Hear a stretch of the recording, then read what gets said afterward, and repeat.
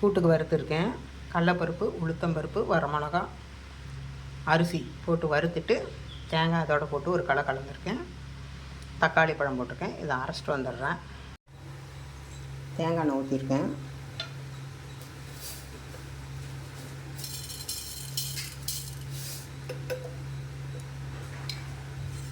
கடுகு,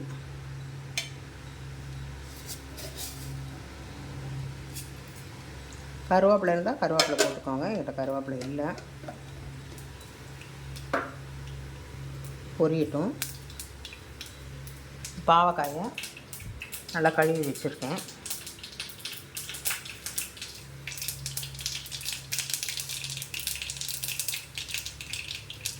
நல்லா பொரியுது.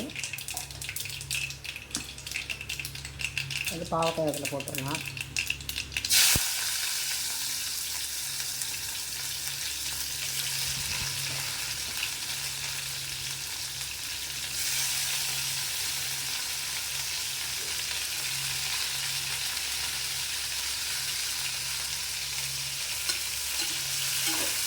நல்லா வதக்கணும்.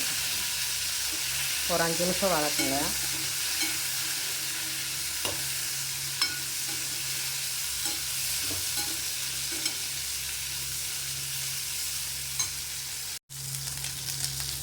குழம்புக்கு உண்டான உப்பு போட்டுடலாம்.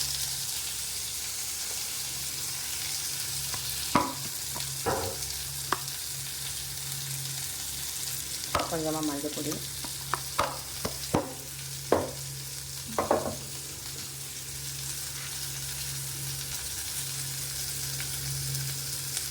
பெருங்காயம்,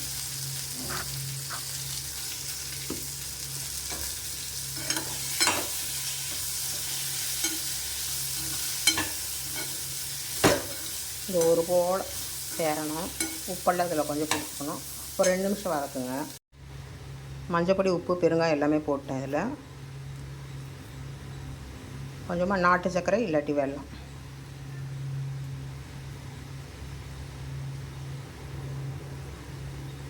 உங்களுக்கு பிடிச்சிருந்தா போடுங்க, இல்லைன்னா ஸ்கிப் பண்ணிடுங்க.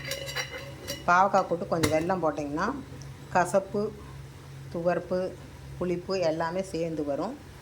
நல்லா டேஸ்ட்டாக இருக்கும். வேகட்டும். ஹலோ ஃப்ரெண்ட்ஸ், இன்றைக்கி ரொம்ப சிம்பிள் டிஷ் தான். என்ன பாவக்காய் கூட்டு பண்ணியிருக்கேன். தொட்டுக்கிறதுக்கு ஏதாவது சிப்ஸோ வடாமல் வச்சுமா, அவ்வளோதான். ரொம்ப சிம்பிள். இது எப்படி பண்ணியிருக்கேங்கிறது ஒரு வீடியோ போடுறேன்.